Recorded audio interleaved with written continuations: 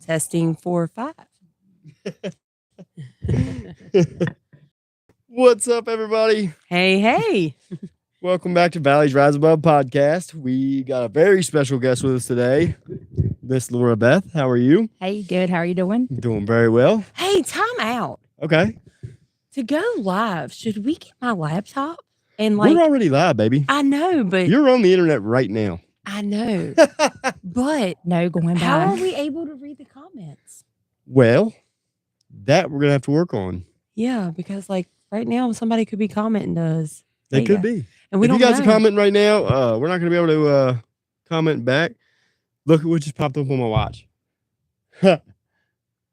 Watch live now, Valley's Rise Above. Isn't that crazy? That's so we awesome. don't know, guys. So look, I know I'm a little tech no. So we're gonna get this. It's taking us some time. Okay, get there. But I do have a laptop, and we'll get it. We'll figure this out. We'll get it. For now, though, Laura Beth came in. She's got a couple things she wants to tell us. Yeah, it's an amazing. Why do you look nervous? Like I am 5 seconds nervous. ago, you were not nervous. Girl. I'm fine. We I'm were fine. sitting here talking. This Come isn't even here. on. Yeah. It's not even here. It's just me. Yeah. Just me and Andrew just talking. Yeah, No big deal. we're gonna talk. We're gonna talk about some things. So what's been going on? So back in, let's say, November the 12th of 2020, I started New Seasons Recovery Center, doing methadone maintenance program. And I didn't take it real serious for the first year. And I was using methamphetamines along with the methadone. I finally buckled down and started taking it serious and went through a lot of stuff. Here we are, fast forward 4 years, 2 months later. Let me pause for just a second. Yeah. Let's take everybody back. Let's just say a complete stranger is watching this program, because we're going to have a lot of strangers watching this. Right. Tuning in and wait, what is this? Who is this person? All right. Take us back to 16-year-old Laura Beth. Oh, I don't think I want to go back that far. Do we not want to go back? Bring it up No, a no, couple because years. this is Where did it all start for you? Yeah, could we go, because you gave me a version of yourself last night. I've known you for a couple years now, and you gave me a version of yourself last night that opened my eyes to you in a way, like a respect way. Like, I have so much respect for you. I respect you anyway as my friend, but last night you gave me a version or side of you, like, I'm like, wow, I didn't know this about you. I have so much respect for you. At 16 years old, of what you went through in your life. Yeah. So I have battled drug addiction hardcore drug addiction since I was 16. There have been periods of sobriety for me when I was pregnant, a few years here and there, but I never really buckled down and got serious about it. And then I lost custody of my daughter in 2019. And that's when I spiraled out of control big time. And then I started the methadone maintenance program. And I just kept playing along with it for a little bit, thinking, well, I can do this and I can still get high. And it worked for a while. I mean, I didn't work the program, so nothing was really actually working. I was just getting both the medication and staying high. So then I buckled down. The person who had custody of my daughter told me if I wanted to see her, I better learn how to pass a hair follicle. So there's only one way truly to pass the hair follicle, and that is to be clean and sober. So I made the decision when I was reading through that text, this is it, I'm done. And I didn't use any more. And I started taking the program seriously at the clinic. I volunteered I signed up with Strengthen Peers. It's a recovery program. And I got a good one. That was in the jail. An amazing program. Yeah.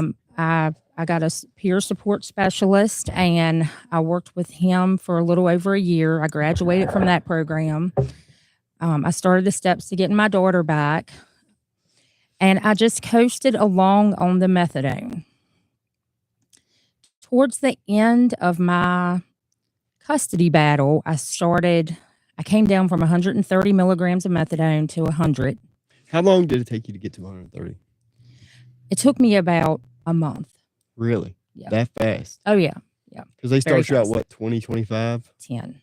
10. I'm pretty sure it was 10. Was it I could 10? be wrong. Don't quote me on that, but it's somewhere around in that Okay. number.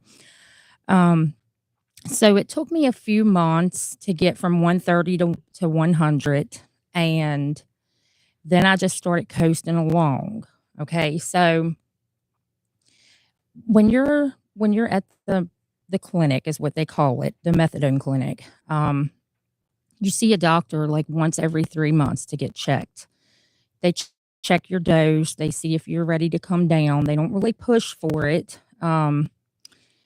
And a few months ago, I asked my counselor, like, what's the reason? Why should I even come down if I'm doing so good? Like, I work every, it's very successful.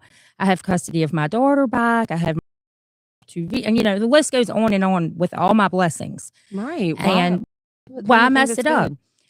And my counselor looked at me and I said, like, what is long-term use? What is some of the effects of it? Like, I want to know. Nobody has ever told me. And here I am over 4 years down the road with this medication in my system. And she says, the only thing that's super dangerous that I know for long-term use is heart problems, heart defects, heart problems, heart issues. I'm like, oh, okay. I feel healthy, Yeah. And then, so I vaped. I quit smoking cigarettes almost when I got sober from the illicit drugs, and I started vaping, and that was supposed to be short-term as well. And it became long-term, and I started feeling my chest getting a little heavy. So Monday made 4 weeks. I just made a decision to put the vape down, and I have not picked it up since. Now, this was a God thing as well. This was a God thing as well. He was getting me ready for what I'm about to tell you. So then I was at the doctor last week, and he, for my 3-month exam at the clinic, and I found out there's something crazy going on with my heart. Okay. And he said it's the long-term use of methadone I was reminded again of what it can do to your heart. And he advised maybe seeing my primary care physician. So I went in to see him Tuesday of this week, and he did an EKG, which confirmed that I do have something called PVC, which is pulmonary vascular contractions of the heart. Mm-hmm. It's only a 10% chance that it can be fatal, and we don't know the severity of it yet. My next step, tomorrow, I go to the hospital to be put on a heart monitor. I think they call it a Holter monitor. And we're just going to do that for 24 hours and see what we get from it. And then on the 20th of this month, I have to take a stress test. So I've been self-titrating down from the methadone, and I go to the clinic every 4 weeks and pick up take-homes. So I'll let them know when I go back that, hey, I'm coming down. What do they have you on right now? Right now, I'm still on the 100. Okay. Prescribed by them. But you told me you've yourself. Yeah, I've came down a good bit. And the doctor at the clinic told me slow and steady pace. And I had a friend who's went through the same thing many years ago, and she has, I think, 12 or 14 years clean of everything. And she's not a lot of people. Let me just add this in. Not a lot of people complete methadone maintenance program the way that it's intended. They either complete it because they decide to get high again on illicit drugs, and they go back out and they just don't continue going to the clinic, or they stay and they continue getting high on other stuff. It has a bad stigma because there is not a lot of people who who use the program for the way that it is intended. And because insurance is just so lenient about, paying for this treatment program, it's not pushed for people to come off of it. So I think ideally with the program, it's supposed to be a bridge to the gap type Yes. thing, right? It's not really. There's no exit plan. You can stay on it forever, but I think the goal of the program is to get you through the withdrawal stage, Right. and then slowly taper you down to Right. where eventually, ideally, you don't need anything. Exactly. Is it a safe thing to say? Is it when you go into this program a release date? No. Could it be that we as a society start pushing for that? Like, I mean, isn't it something that Yeah. should be as health, like a health issue, something that should be starting to be pushed in society? I'm sure it has. I'm sure it has along the way because of the stigma and because it's been a lot of death. It's been people who get take homes and they take 4 times as what they should and they end up dead. There's been people I've heard that did not lock their medications up and their kids got a hold of it and they killed their kids. Like, it's been a lot of bad things happen. It's not good for everybody. And it's very few who use the program for, like I said, and I didn't use it for what it was intended for in the beginning. Like, I had those intentions, but I was still just not ready. Right. And I can't sit here and say that I still have methadone in my system. I am detoxing. I'm titrating from the methadone. I have made the decision to come off of it completely. I choose life. I want my heart to be okay. And I keep saying in my mind, it's something that keeps telling me, like, this is God. This is a God smack. God's calling. He's saying, hey, you didn't listen to all the other signs because you were comfortable. Comfort is the thing. Yes, that's You right. get comfortable with these medications, and you get into the, Numb. Yeah. and you just ride it out. I feel Exactly. And so I'm going to shake you. I'm going to make you see that you need to come off of this. I want you to be fully who you're intended to be. Methadone, in a sort, sedates parts of your brain. And what I mean by that is it keeps you at a level just like this. If something sad happens, you're not going to go down. If something great happens, you're not going to go up. You're just steadily like this.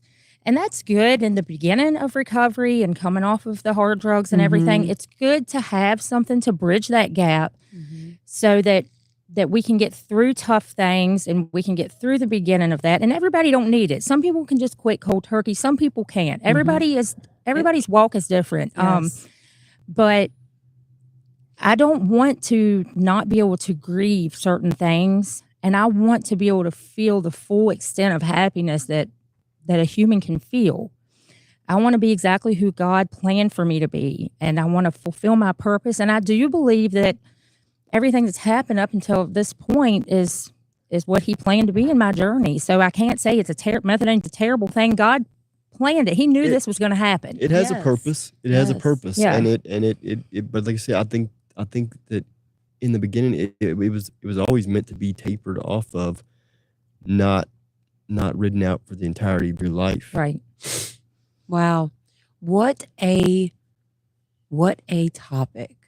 Yeah. I'm so Can I ask? So when you started and everything, and you said you went up that fast.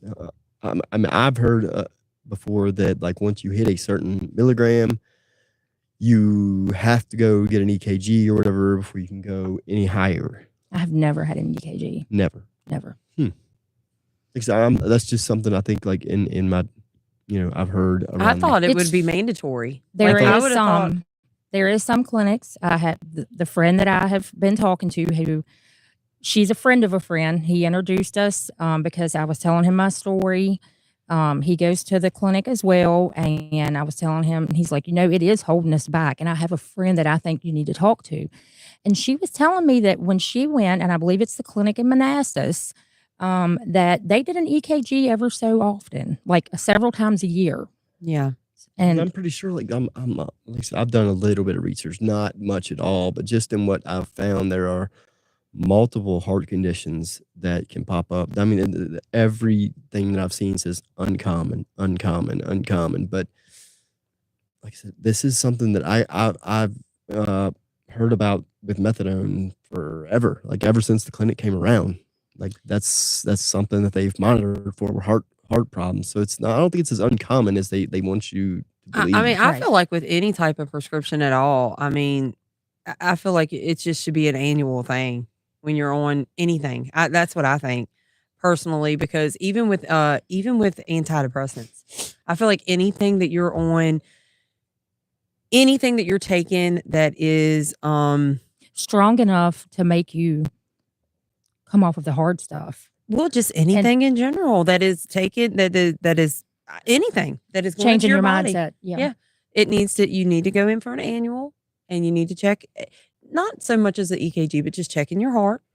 You know, as Well, far they as do they do that. yours at first. They did. They do that every 3 months. They do take a stethoscope and listen to your Okay. heart. And that's how he found this. Well, there you go. Okay. So you said it was PVC. yeah, pulmonary or premature vascular contractions of the heart. Premature. I keep saying pulmonary. So what for whatever reason. exactly? How did he come to that conclusion? And you that went in. He took the stethoscope, and what he just No. heard something irregular. He didn't find that. Okay. The doctor at the clinic found that there was an issue. Okay. I went to my primary care physician, and he did an EKG, which confirmed that there is an issue and what it is. What does that mean exactly, though? Is your heart stopping? It is. It stops. They're finding it to be happening when I'm taking a deep breath. It stops. It slows down. It beats fast. I can feel it. I can feel chest tightness. I can feel chest pain. And I do think I'm more aware of it now, which is making me Panic. and it's Yeah. happening more often. Mhm. I'll be real glad when Sunday comes and I've had the heart monitor on and we take it off and we can find the readings. Well, out. the But next steps and get these Yeah. answered because at first she thought we're close. By the way, me and her are very close. We thought it was the vape, and I was having chest pains too around the time, and I went to the hospital and got mine checked out, and all my tests came back good. But when she called me and told me that she had to quit vaping, and I did too. Well, I started crying on the phone. I was like, I gotta quit vaping too. I love my vape. I don't want to vape. I don't quit vaping. But the Lord was talking to me too, that I had to quit vaping, and You I was did like, it though. yeah, and I did. So I was like, all right, I'll quit vaping too, because he's been talking to me for years too about it. I Yeah. still So, vape. But he will look. That is, That's your journey. It's your journey, Yeah. and you It's will. coming. Yes, It'll you come. will. It'll come when you're ready. All of us have our own journey, and it'll come when we're ready. I think Yeah. that's an important message But too with you this helped me. with this whole thing is because I know like I said, I'm on 2 milligrams of Suboxone. I don't want to go any higher. This is what works for me. But I know that in a lot of cases it's give me all I can get. Yeah. It's give me all I can get, and it's more or less for the wrong purposes. Well, that's the addict's way of thinking. Right. And it's I want it all. I want it right now. And in the doctor's defense, it's hard because they're trying to do a good thing, but there's no way of measuring if you're over prescribing or not. No, You're they're just- trying to go by your physical withdrawal symptoms. Mhm. And let's get real. They're not really too hard to fake either. Right. I You- mean, you know all what I All mean? you gotta Like, say is I'm still having all. Yeah. Literally all. If My I legs wanted hurt. more, My stomach hurts. all I'd have Yeah. to do is go in there and say, I'm having cravings really bad. Please give me more, and they would up. And like I say, it's an imperfect system. It really is. But it serves a purpose. But I think that the main thing is, like you were saying, there needs to be An exit plan. An exit plan. It has to be. And instead of just billing my insurance over and over and over and over and saying you're fine, you're fine, you're fine, like I said, instead of you going in and say I want to come down, I think a doctor should say, you know what, you've been at this milligram for about 3, 4, 5 months. Yeah. It's doing good. Let's taper down a little bit. Let's see where we're at.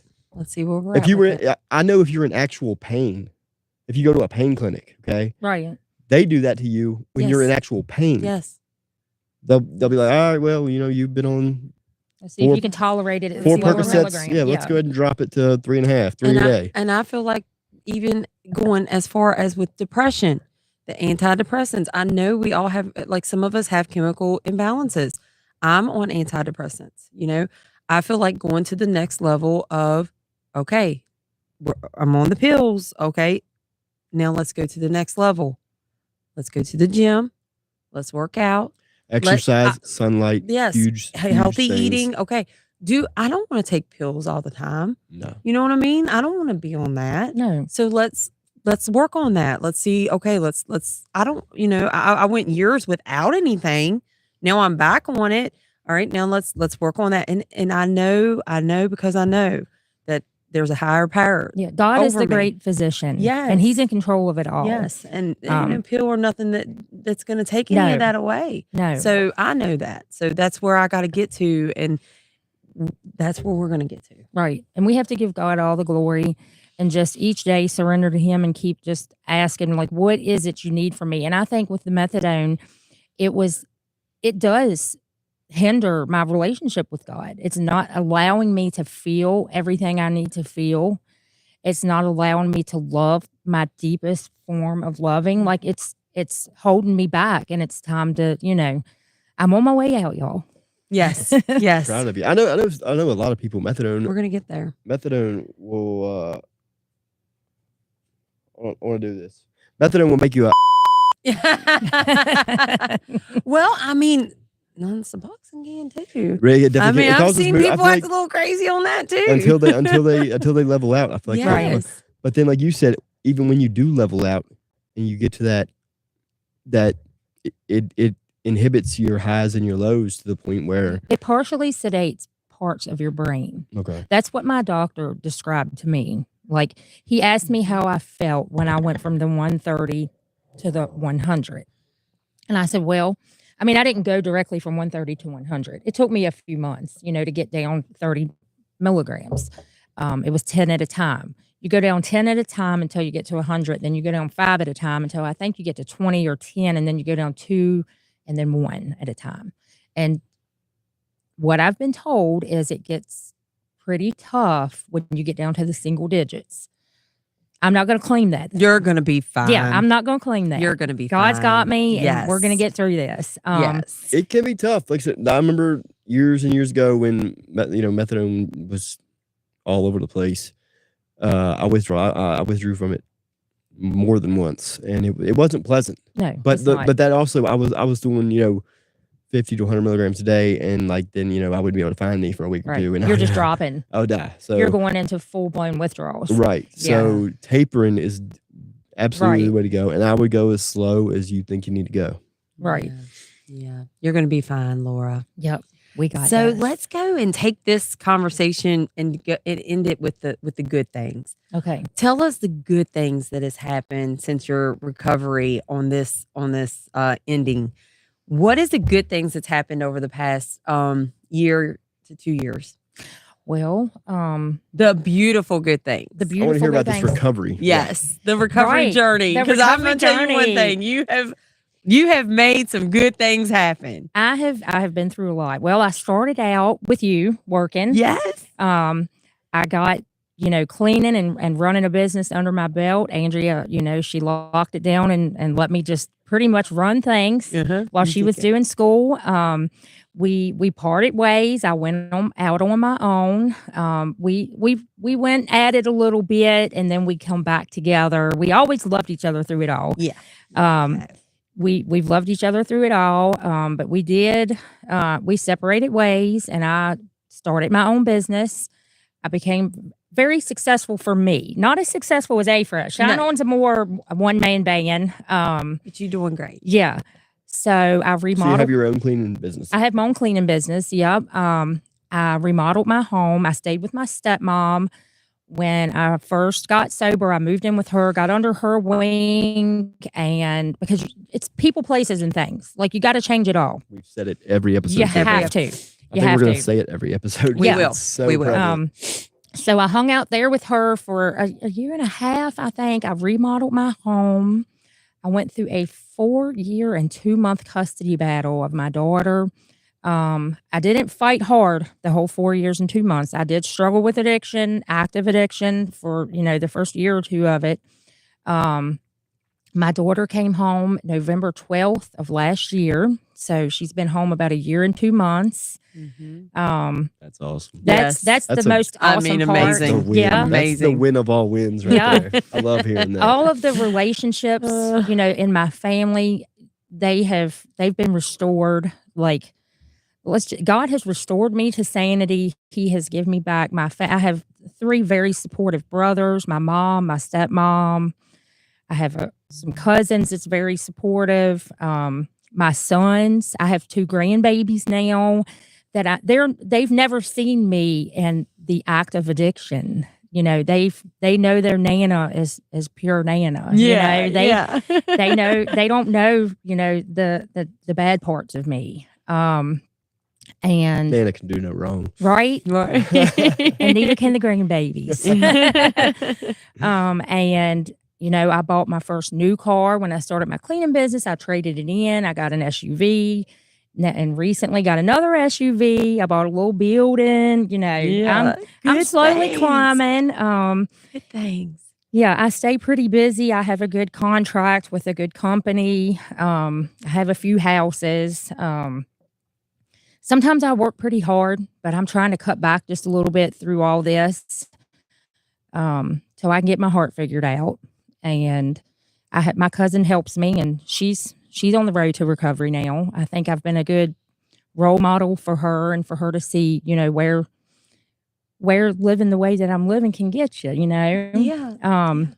So beautiful things are happening. Even if we can just one person, if we can just save one person, from It's made our life worth the whole journey, Yeah. hasn't it? Yeah, because for the longest time, and a lot of people that's watching this probably is like, oh my gosh, I did not know she was on methadone. Yeah. Or I did not know she had a drug problem. Like, because a lot of people don't know. Like, that's something that we're not proud of. We had.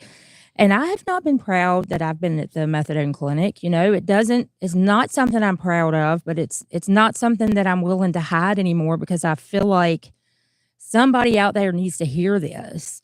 Somebody out there needs to listen. Maybe whatever I'm saying can make something click, plant some seeds. 100%. Absolutely. It's a very, very, very Wow. uplifting story. Like, Yes. I'm so glad you came on with us. And this is just a small part of my story. There's Yes, way more to come later we're gonna on. have her come back on. This is We'll not the end. Okay, we're gonna have her Part come 2, back for sure. Yes. And so, guys, before we end, just remember, we have what's happening in Page County. We have, let's see, Kibler Library here in Stanley Thursday nights. I know there's other nights, but one of our resources reached out and said on Thursday evenings at 5:30. And if this is not the right time, please reach out to us and let us know.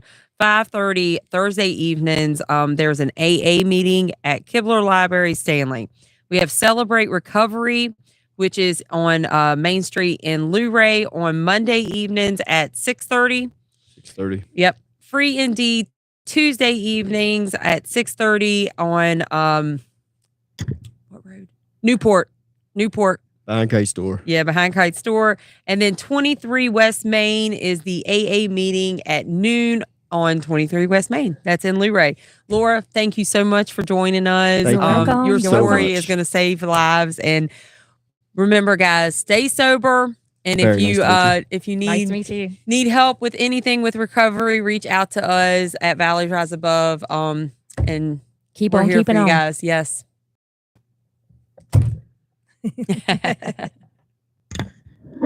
Thank you for coming. Yeah, you're welcome. I love you.